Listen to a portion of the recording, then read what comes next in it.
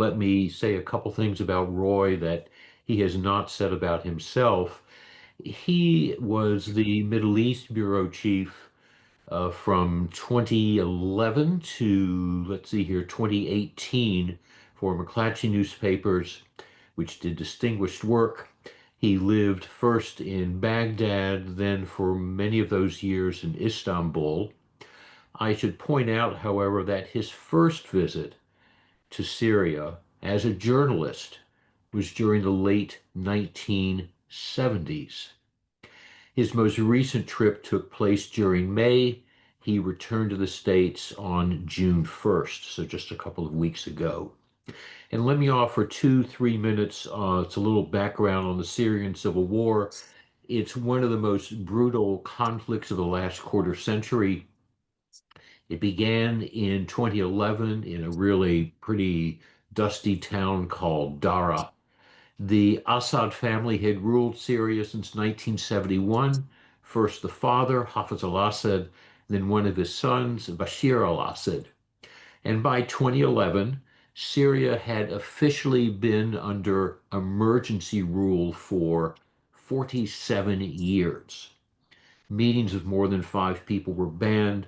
Criticism of the regime was extremely unhealthy. And in March 2011, around a dozen young people, these were teenagers and children, wrote some graffiti on a school wall that people want to overthrow the regime.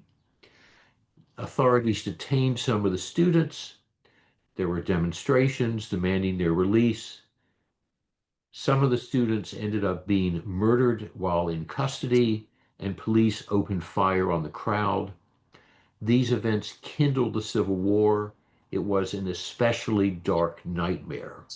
It had 4 or 5 competing sides, including international proxies, the government, secular rebels, Islamist rebels, Russia, Turkey, competing Kurdish forces, the United States.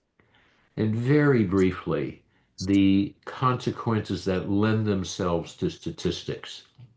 Syria had 24 million people. The death toll, at least 600,000. Another 2.2 million suffered injuries. More than half the population became refugees or were internally displaced. 500,000 migrated to Europe in 2015 alone. It altered European politics, helped feed nationalism, far-right extremism. It strengthened the Islamic State. It had spillover effects on the politics of the United States as well.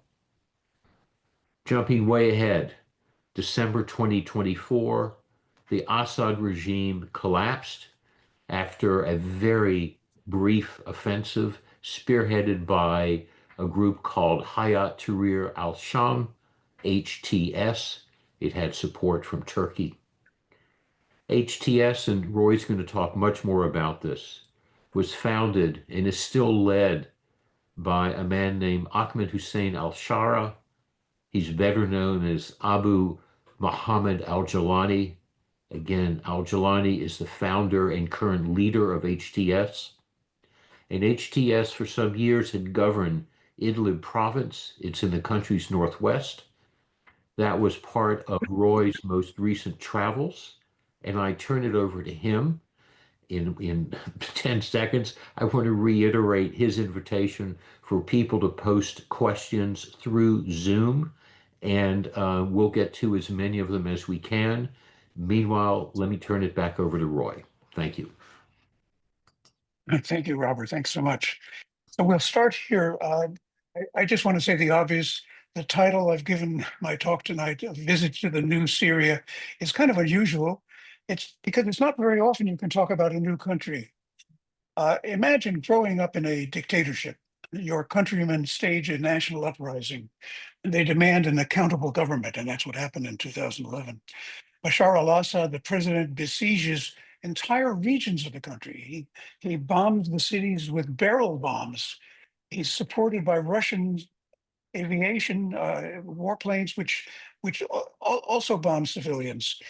And he's supported by the Iranian-led ground forces. The Iranians were not actually sending their own forces there, but they were sending everybody else's Shia militia forces to suppress the Syrian revolution. Foreign observers, after several years, about by 2018, declared Assad the winner. So if you're growing up in that situation or you're living in that situation, your cause and your country disappear from view on the news map and in people's minds as well. In one corner of the country, Idlib province, which you can see on the map at the upper left-hand corner, um, it's in northeast Syria. It does not come under regime control. A very modest self-defense force that nobody takes very seriously, called HTS, takes over that region. It trains recruits. It plans for battle. Suddenly, unexpectedly, the stars align.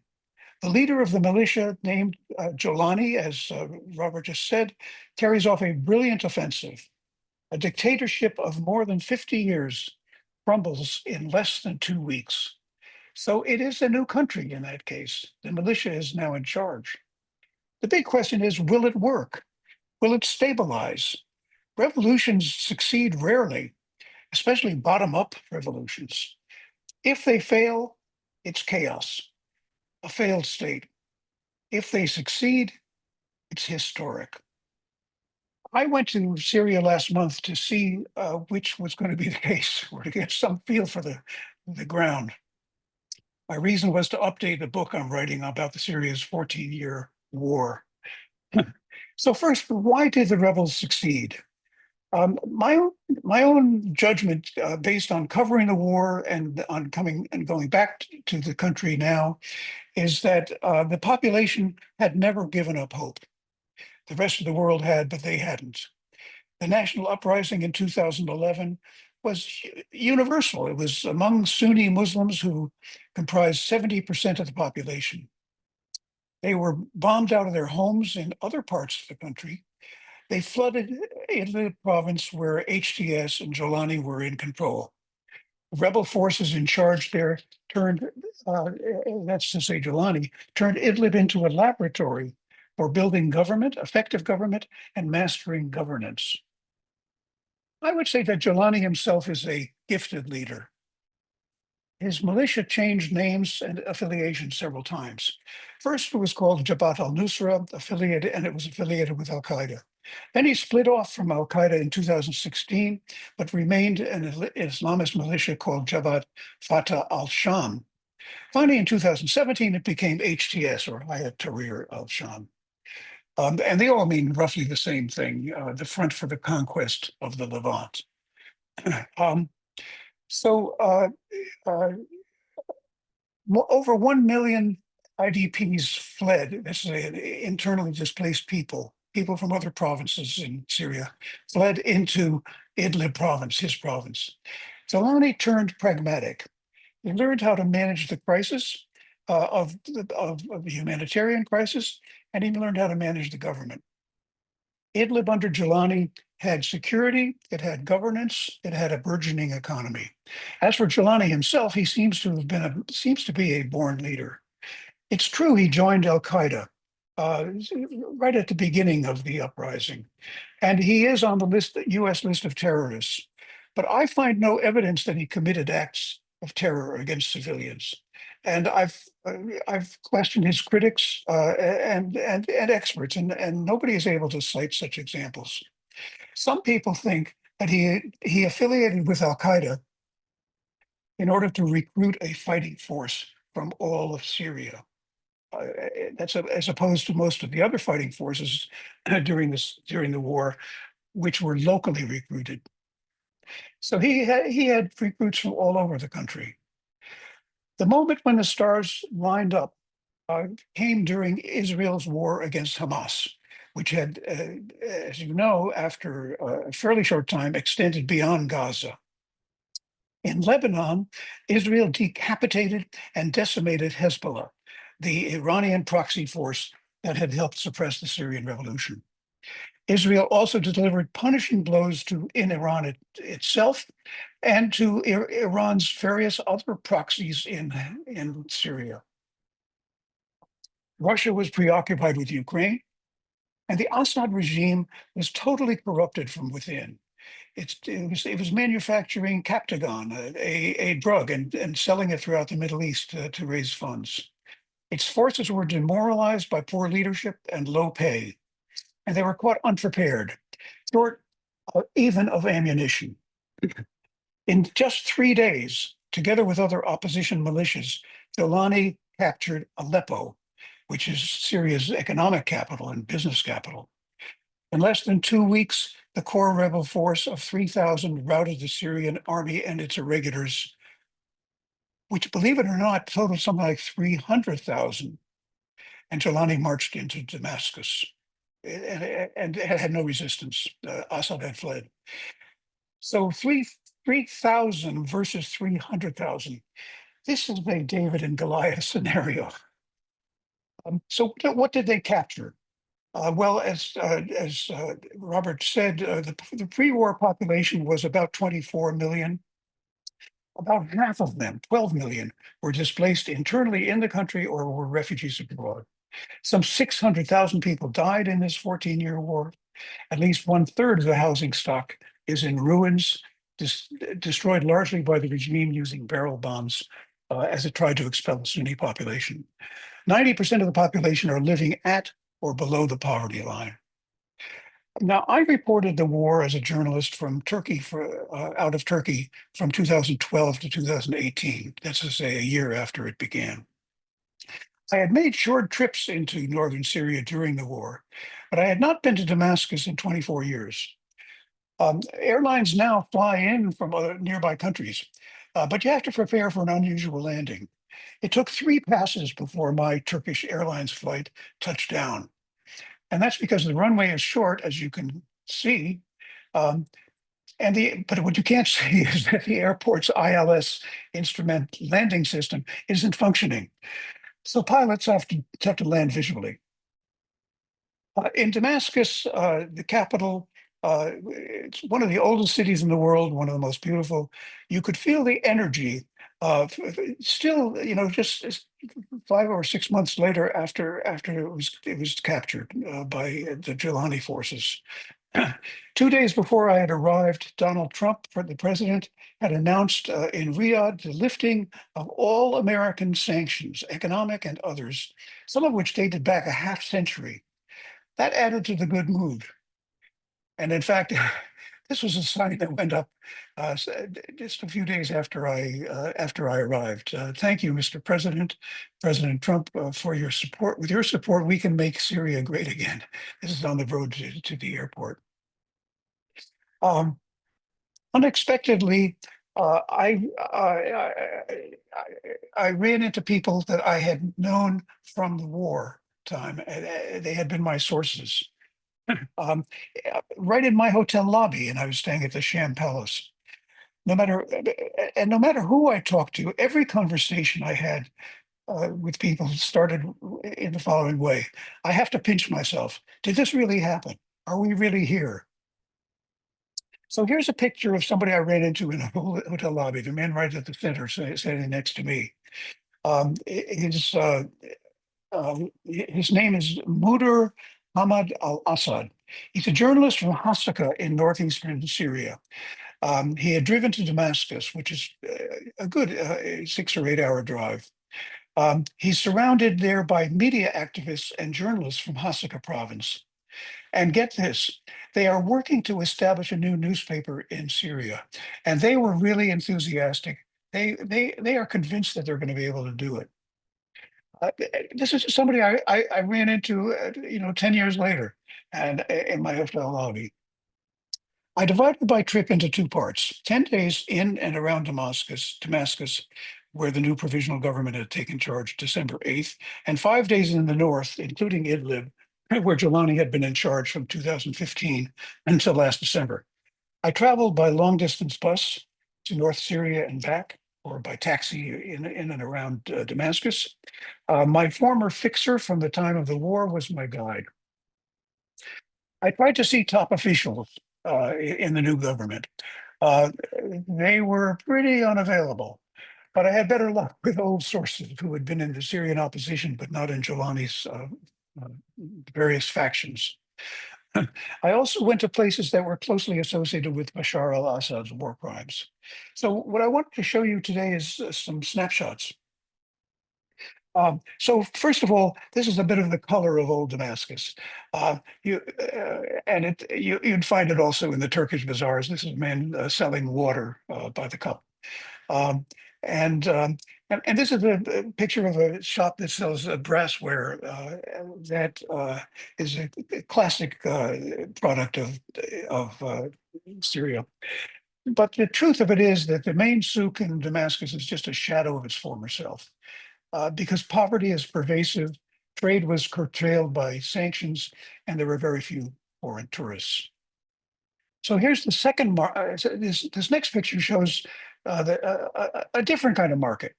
At the vast fairgrounds on the way to the Damascus airport, there's a huge building and construction fair was going on. Um, and you walk in it, and the first thing you see in dozens and dozens of exhibits is alternative energy. The power is so bad in the country right now. Everybody is fixated on generating electricity. I was offered the opportunity to equip my entire house with solar panels for just $2,000, but it would power only one appliance at a time. I moved on, but I was introduced to a computer engineer who's and you'll notice the stoplights, mock stoplights there in the back behind him. His next project is to take control of the Damascus traffic scene, which is chaotic at best, using artificial intelligence. He told me that there are 168 traffic intersections, and each one needed to be controlled in relation to the next one. His name is Osama Saeed, and he thinks he has a good chance of getting the contract in Damascus. He didn't. He also told me he didn't know uh, of any other city that's using AI as he intends to do it in Damascus. So where would a Syrian acquire the skills, not to mention the imagination, to apply this very newest technology in a place that is one of the most ancient cities in the world, and that is a in wretched appearance right now? Well, he had a first degree from Aleppo University, which was under regime control at the time. His second degree was from Azaz, which is a town right on the Turkish border in the northern area that was under Jelani's influence, under rebel control. I just thought it was so astonishing to see somebody who had such hopes for doing something so modern in a place that's in such a wreck. On the way back to Damascus, we passed by the prison known as the Palestine branch. Um, it's one of the Assad regime's principal prisons for torture of political and prisoners and the killing of prisoners. I didn't try to enter it, but I did tour Sednaya prison, about 20 miles north of Damascus. You saw the picture of this prison from a distance. Here is a bank of, here's what the cells look like. And let me show you another one of an individual cell. It's just a wreck. People are not, the public is not admitted. You have to have special permission to go there. But you can just see it's it's a horrible place. This is the courtroom, and these cages are to hold the prisoners who are about to be put on trial. The trials lasted, I guess, usually on the order of 2 minutes. If you got, one of the judges had a habit of giving sentences after snapping his ballpoint pen, and if he snapped the pen, you were a goner within a very short time. Sedna was built for 3,500 prisoners.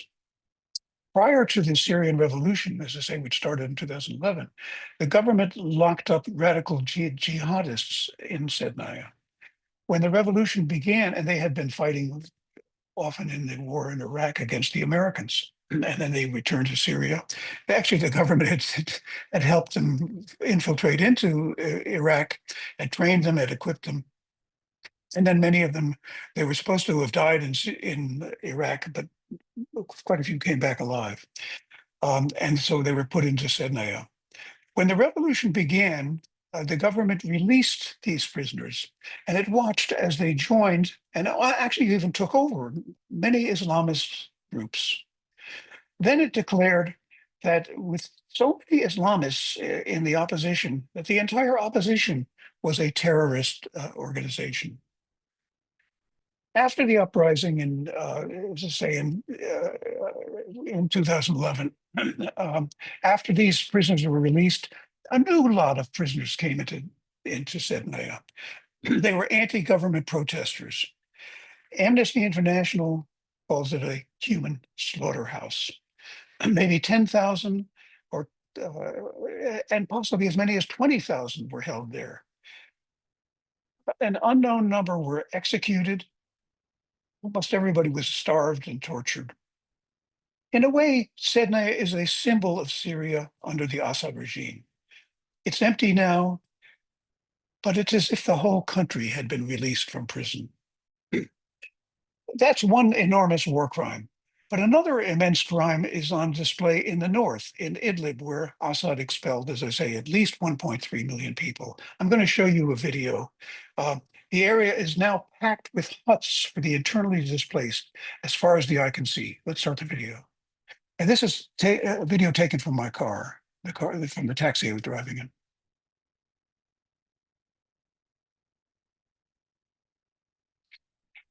Those are huts. Those are small huts, and they were each one housed a family.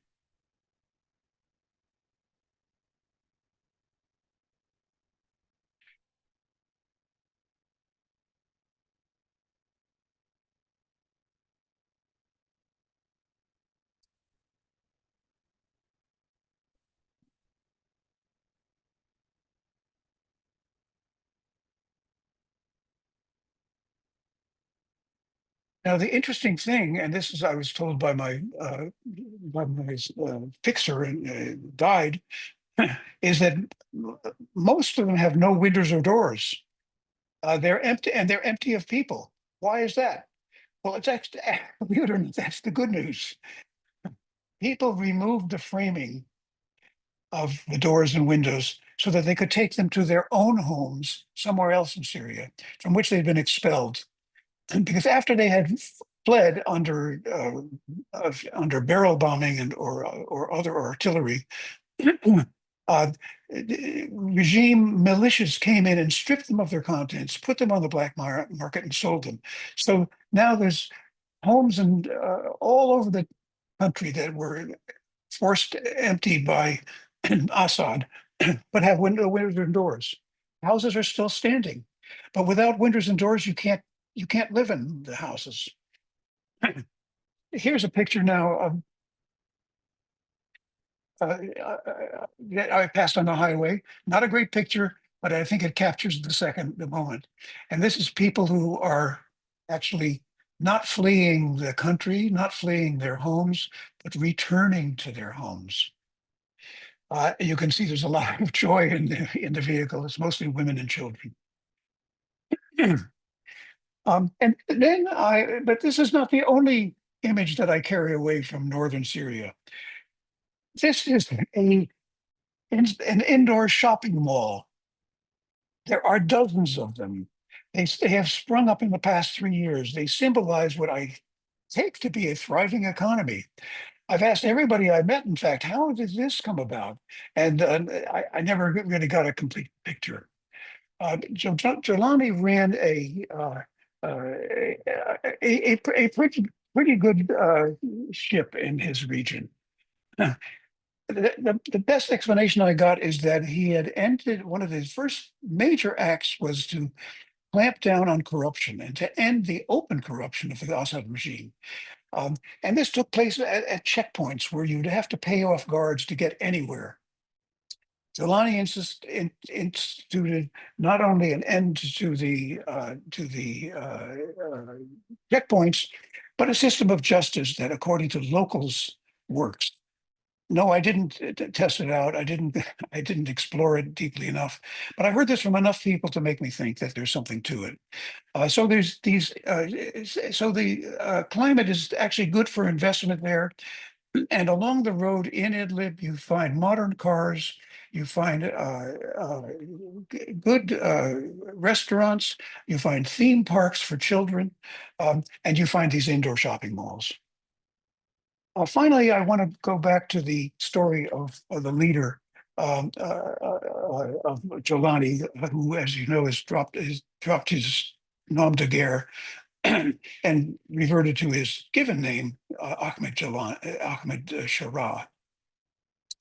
He's actually from a family in Damascus, a middle-class family. His father was a university professor. I've spoken to at least four different people who have a critical perspective on the new regime. That's to say, they're not part of Jolani's forces or his supporters. One of them is Riyad Saif, who's shown in this picture here. I met Riyad Saif 24 years ago when he was a pioneer reformist. This was in the year 2001, long before the Arab Spring. He was a member of parliament. He spent 7 years in Assad's prisons for championing reform. Each time he got out, he started up protests again and tried to organize others. Then he went into exile in Turkey and in Germany. He had illness, but for several years he helped lead the moderate secular opposition from abroad. So I asked him what he thought of the new order in Syria. He said it was a new rebirth, a new state, a, a rebirth of the Syrian spring. This is something most people hadn't heard about, but I actually wrote about at the time, that he had led in the year 2000 and 2001 until he was arrested. Zelani, he said, did not in the revolution that began in 2011, he did not support the secular oppositions and its calls for democracy and secularism, but he favored a bigger role for the Islamic doctrine in daily life. But Riyad Saif credited Jelani for leading the effort to build a state, uh, well before the overthrow of Assad. He said of him, he's educated, he's patient, he has huge energy, he comes from a good social background. People know his father and his family. This is a family that does not produce criminals or terrorists. One part of his pragmatism, he said, is that he's continually adapting. A second person was a professor who I talked to in northern Syria, was a professor whom I'd known for 10 years and who he credited Jelani with the idea of starting up a small state in Idlib in 2015 to try to give the world evidence that Syrians could run a state. Syrians who are not in the regime could run a state. And this professor said 10 years, he was running it for 10 years, basically. That's quite a lot. He could learn, he had time to learn how to lead. He went through difficult times. It seems he learned a lot from his mistakes and those of other groups. My friend called him a mild Islamist, not a full-blown Islamist. A second professor that I met in northern Syria, again, who had not been part of Jelani's team at any point, but in fact had been a journalist when I first encountered him 10 years ago, told me that the people in Azaz, which is this town on the border of Turkey, had been protesting against Jelani right up until the beginning of the offensive in November of last year against the Assad regime. The protest orders were permitted. And he said, and they meant business. They were critical of Jelani's kowtowing to a group of Islamists who wanted to introduce stronger Islamic law. And Jelani didn't seem to have a really strong position against it. That was then. But today he said everybody's in love with Jelani. He said he was very good at integrating the different factions, different people. He was very adept at organizing the internet and ensuring electricity. He was also supportive of higher education. He would send students in his region to universities. And he actually founded new universities. He encouraged everybody to get a higher education and to get their jobs. There was a saying, this professor told me, Idlib travels at two speeds. There's HTS, that's to say Jelani's forces and its followers, and then there's a speed traveled by normal people. Finally, I want to tell you about a trip to Duma, which is just on the outskirts of Damascus, a city that Assad attacked with chemical weapons, I think it was chlorine gas, in 2018.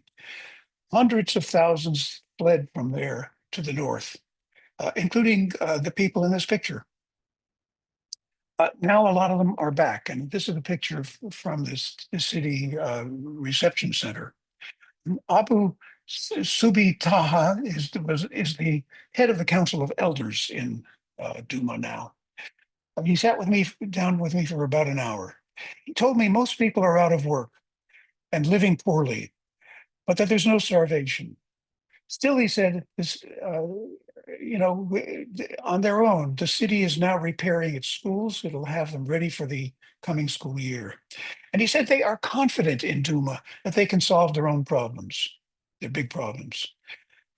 We are not waiting for the government to take action, he said. Civil society is taking the initiative. And the reason is that civil society now considers that it owns the state. And there's a slightly ominous tinge to that. And he was dressed in khakis. Of course, I had to ask him why he was still in military gear. Well, he had been a commander in Duma's own resistance against the Assad regime. He was expelled to the north in 2018. He took part in the liberation of Aleppo last November, along with Shara's HTS. But I had to ask why he was still in military gear. He answered, make no mistake, I support the government. He also said he thought Sharaa was doing a good job. And then he added, but if they turn against us, we will move again. He said the government has to change for the better. That's what I heard that in many places. It has a slightly ominous ring to it, but it could be several things, including a vigorous reconstruction effort started at the local level, or it could be a confrontation with the central government if Jelani goes too far in the wrong direction. Clearly, the key to the future is how Jelani or Sharaa, as he's now known, manages the country that he has just conquered. Things could go bad, but it's also quite possible that Jelani learned enough in the 10 years in Idlib that he can steer the country into normalcy, into security, and maybe even eventually economic stability. It'll take a lot of luck for sure. Finally, as I said, about a month after Trump lifted his sanctions, and that's referring to today, the results are not visible. Still, the government and people of Syria will be eternally grateful to President Trump for lifting the sanctions because it means the economy can actually start up, and it is starting up.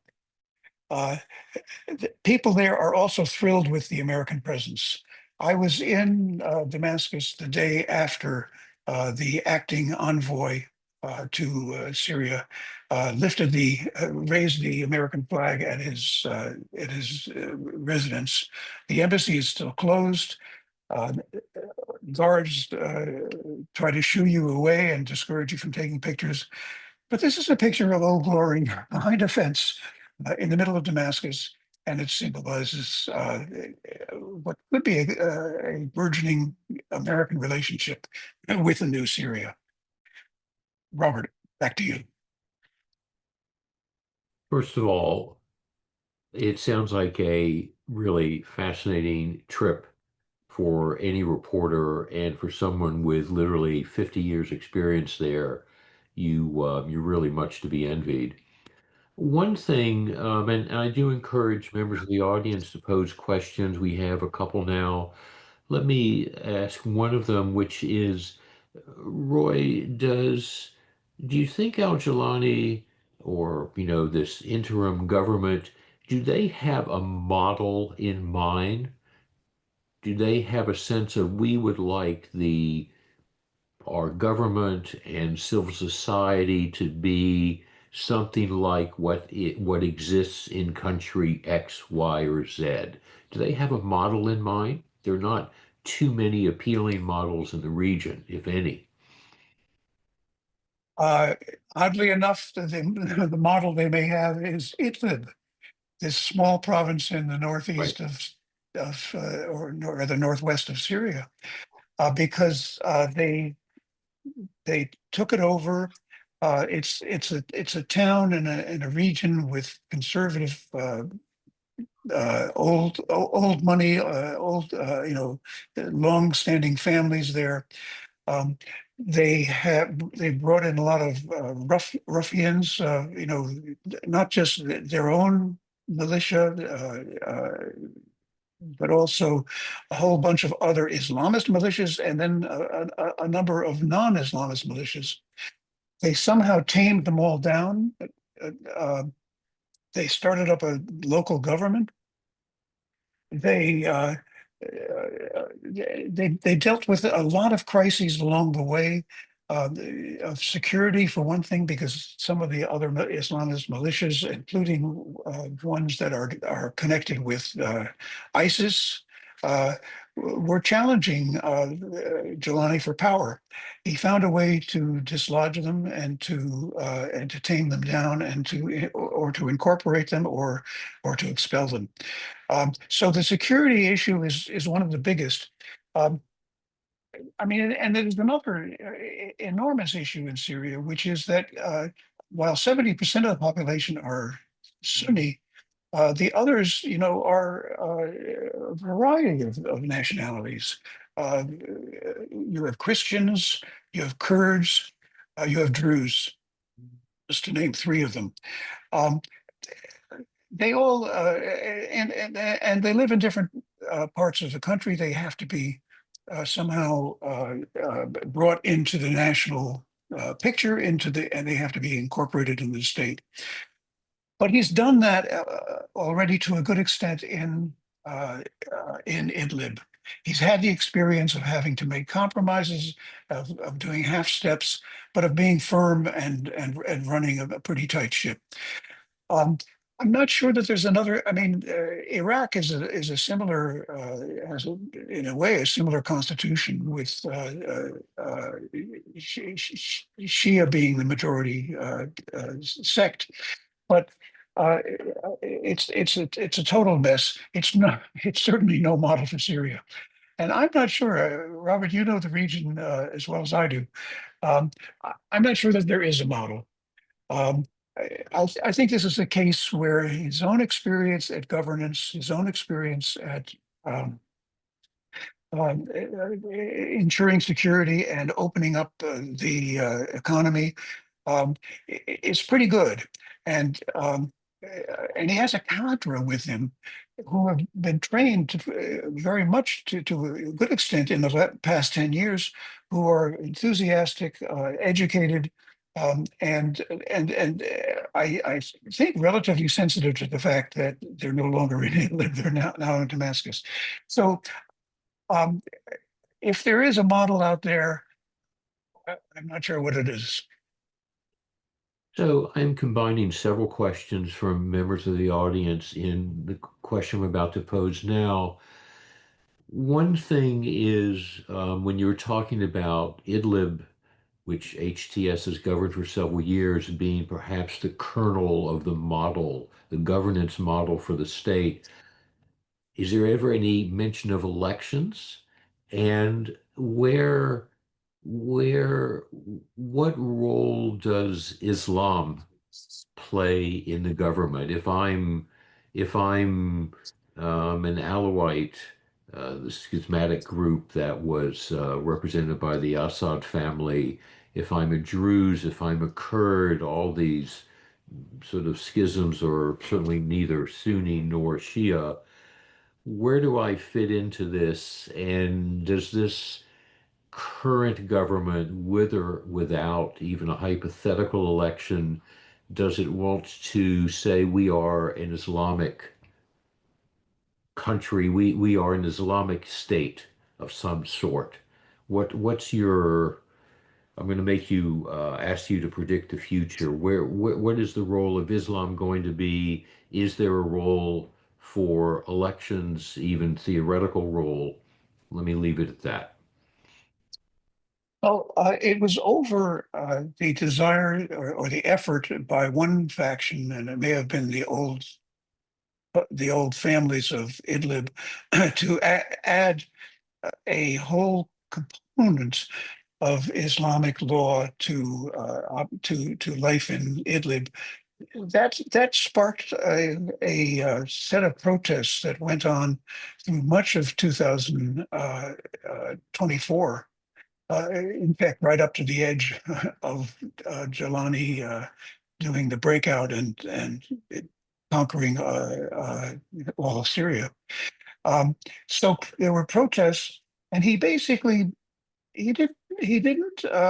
endorse the protests. He didn't endorse the Islamic drive. He basically let it sit and let it wither. And that's the an element of governance that he learned and he practiced in Idlib. So I would imagine, and going back to the views of the city fathers in Duma, um, I I would imagine he's aware, as anybody should be who knows anything about Syria after the revolution, that the Syrians are not taking things lying down. They may be in poor shape economically. They may be, a country that hasn't yet created the state it has to be and should be. Um, but they have their revolutionary spirit and their independence, and they speak freely now. Nobody's afraid of the intelligence forces arresting them or torturing them or deporting them or anything else. It's an open country and it's open and it's free speech. Now, I wouldn't I don't want to go too far on Jelani's attitude on democracy. Riyadh Saif put it well. He said Jelani did not support the democratic sectarian, non-sectarian, or kind of state that the moderate rebels were supporting and fighting for. But he may wind up in that same place because a country with so many different elements, and I did mean to mention the Alawites, in fact, earlier, um, has a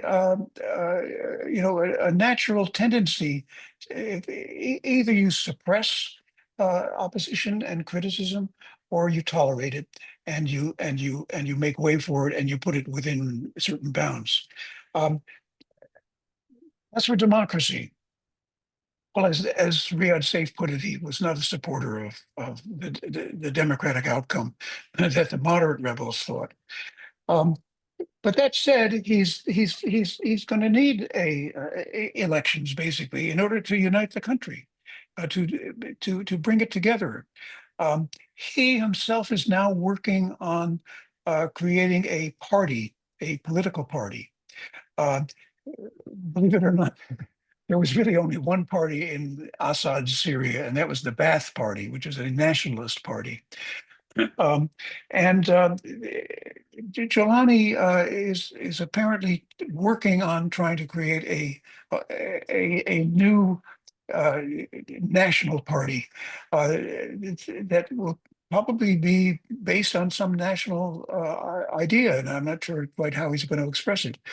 Um, will the opposition be able to muster its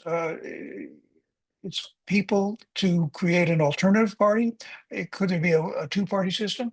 I would be a little bit surprised because just of the nature of the country, where in a certain way everybody does his own thing. You know, the different regions are do not have that much interchange, although they certainly had a lot during the war. But it is possible that you're going to have a one-party state for a time. But I again, I come back to the whole observation that the Syrian people went through a revolution and they're energized. And like the city fathers in Duma, they say, we are civil society. We own the country. And so I think Jelani has to watch his step. Uh, Democracy, if it comes to Syria, will be in stages. It's not going to happen overnight.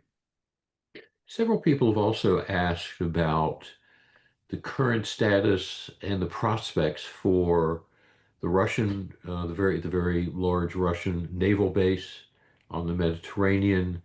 I believe there's some small American encampments. What what's the status of those bases now, these foreign bases, and what's their short-term future? Uh, well, there's a third country that has bases there, Turkey, Turkey. and a fourth is sort of setting up bases, and that's Israel. Um, well, I think the general notion is that Syria should be a integral state. This is Jelani's general notion that it should be an integral state, and that foreign bases should be removed except by invitation to stay. He hasn't actually kicked the Russians out. He certainly hasn't kicked the Turks out. In fact, at one point, there was talk about the Turks setting up bases to support Jelani inside of Syria. He's having zero luck with in dealing with the Israelis, who have been bombing weapons depots and other locations practically since the day that the HTS took over in Damascus. And the Americans are maybe the least of the problems because they're concentrated in northeastern Syria, where they were fighting ISIS with the help of the Kurdish militia named the SDF, the Syrian Democratic Forces. Um, the Syrian Democratic Forces is itself a problem because they occupied a lot of territory. They use American arms to run them, and they were talking at one point about Rojava for a very long time about Rojava being a part of a new Kurdish state. They haven't completely given up on that. But if the Americans withdraw the relatively small base, it's between 1 and 2,000 forces in north eastern Syria. The Kurds will not really have the basis for running their own small states. So that would cure that element.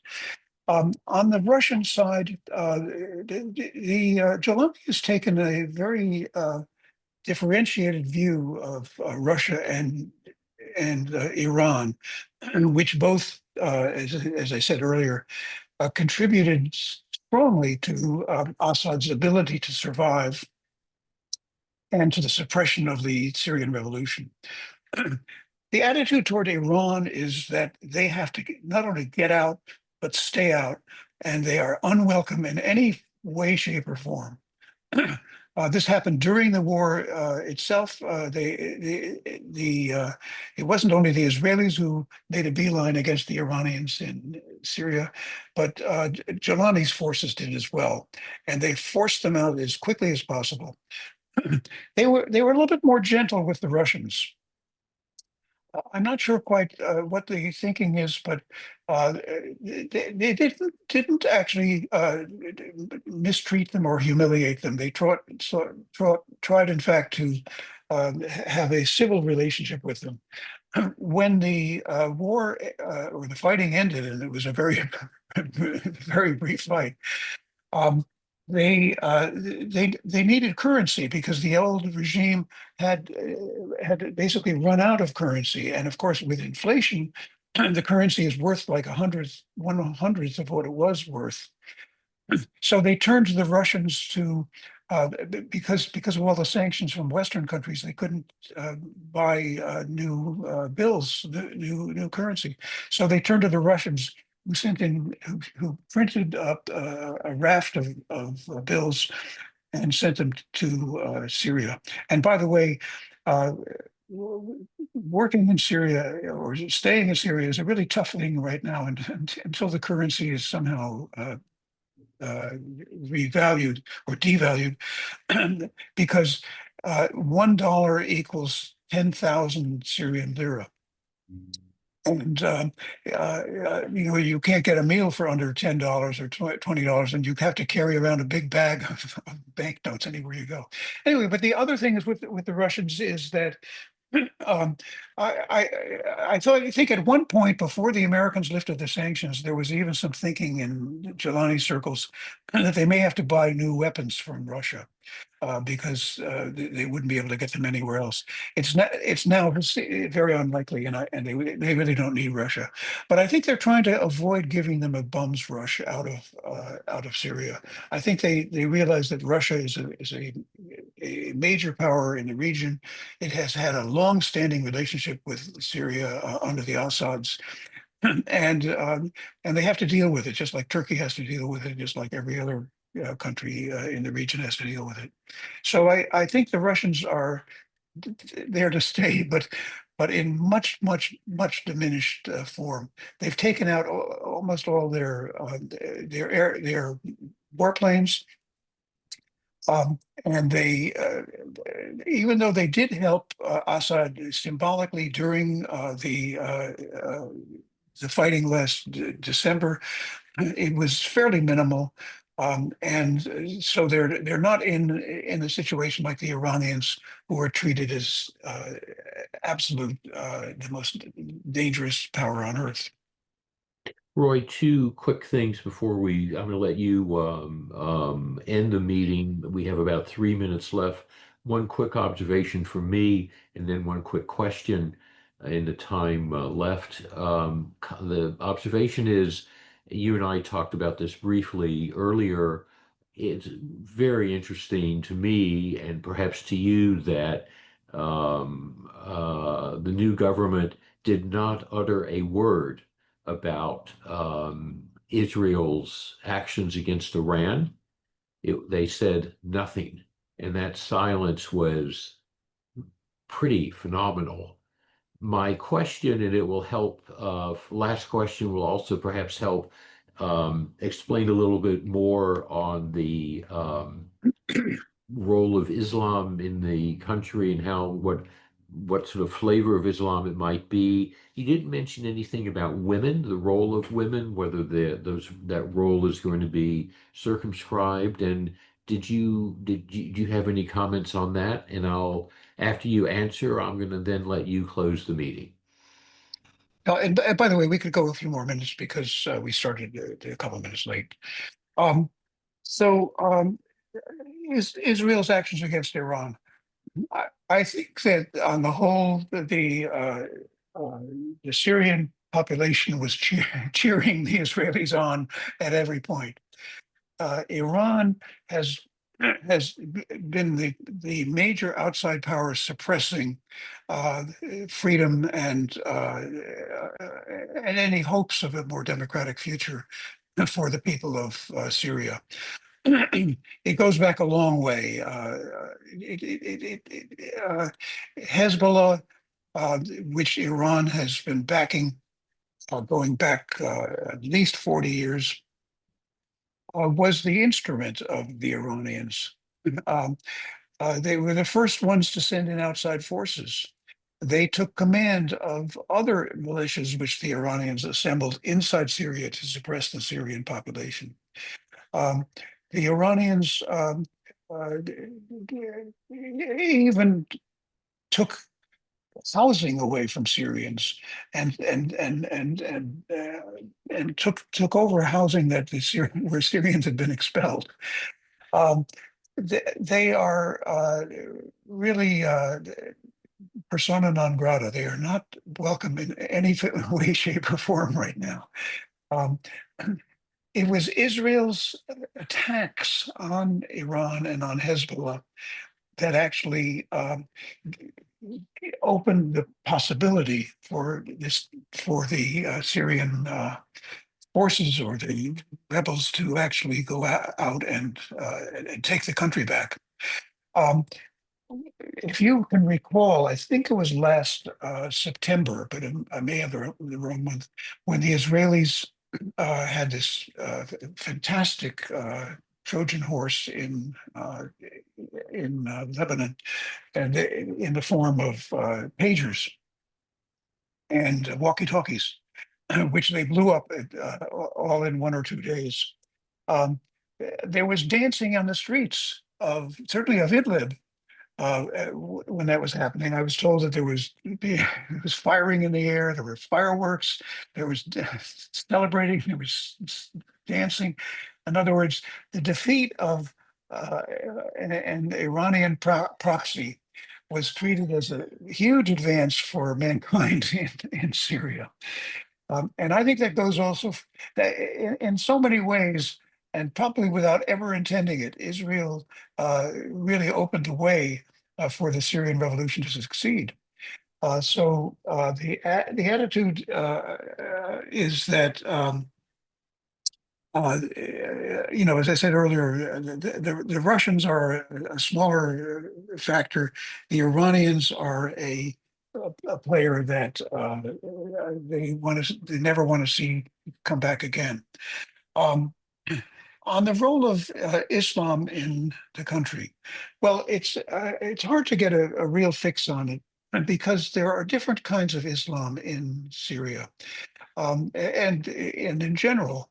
Um, there's a tradition of Sufi mysticism, certainly in the north of the country, um, that is, and you find it a lot in Turkey as well. It's one of the most beautiful forms of any religion because it takes the form of dance and other cultural ways. Um, and that has really gone into abeyance since the revolution began because the Sufis, I think, don't really have a warlike attitude or history. Although there may have been uprisings, but in general, the Sufi are not known for being warriors. On the other hand, there's the Salafi branch of Islam, which is basically centered in Saudi Arabia, and quite a few Syrians affiliate with Salafi Islam, but not necessarily the most militant versions of it. Rather, I think the Salafi Islam is as a set of rules for life and practices that are widespread in a relatively conservative society, and still are. So that has to be, and then there's the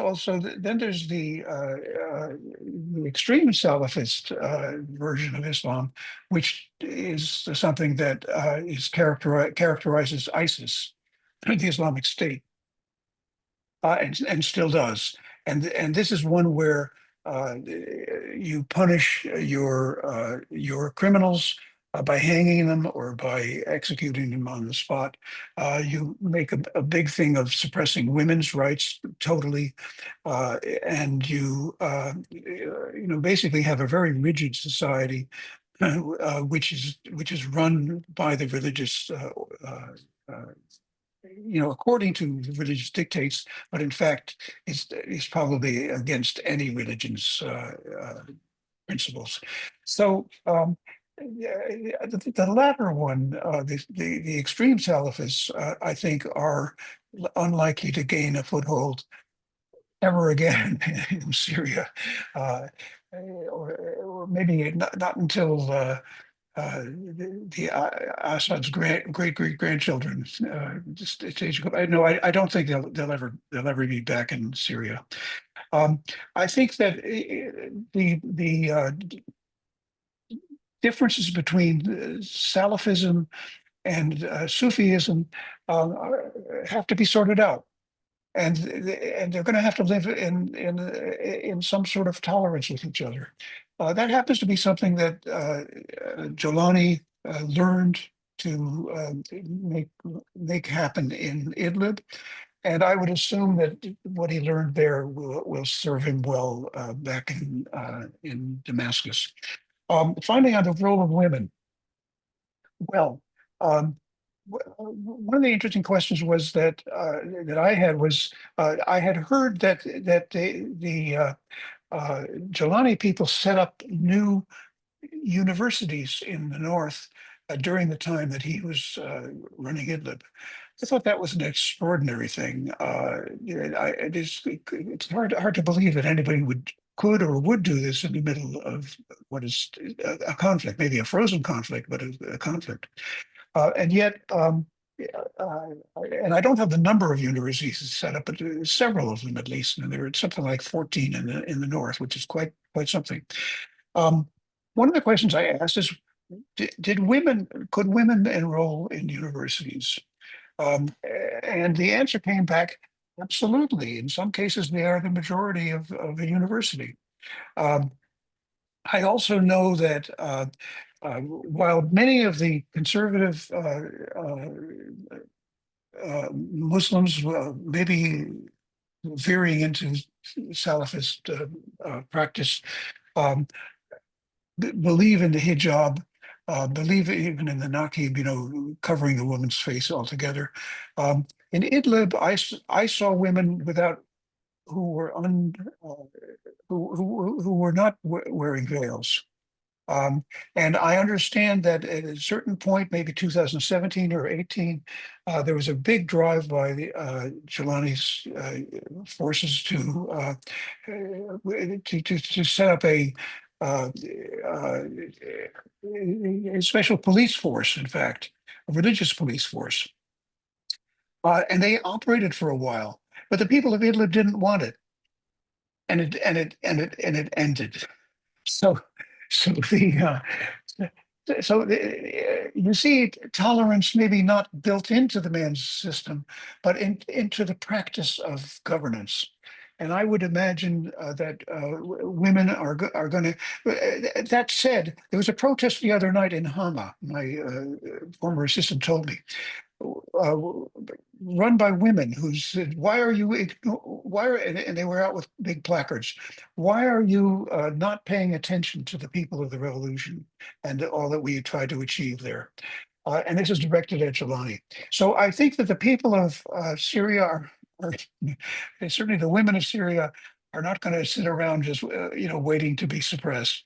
I think they're going to speak out, and whether he likes it or not, whether it's his preference or not, I think he's going to have to give them the opportunity to get educated and to be part of society.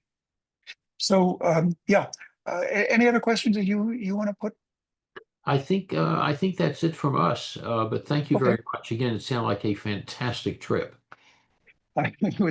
It was a rich one, and so many of these things happen by happenstance, by accident. And that's just what happens in a trip like this. But like the meeting in the sham hotel of a former stringer of mine.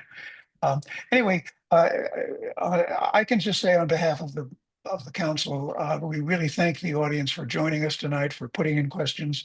Robert, I thank you enormously for running the Q&A.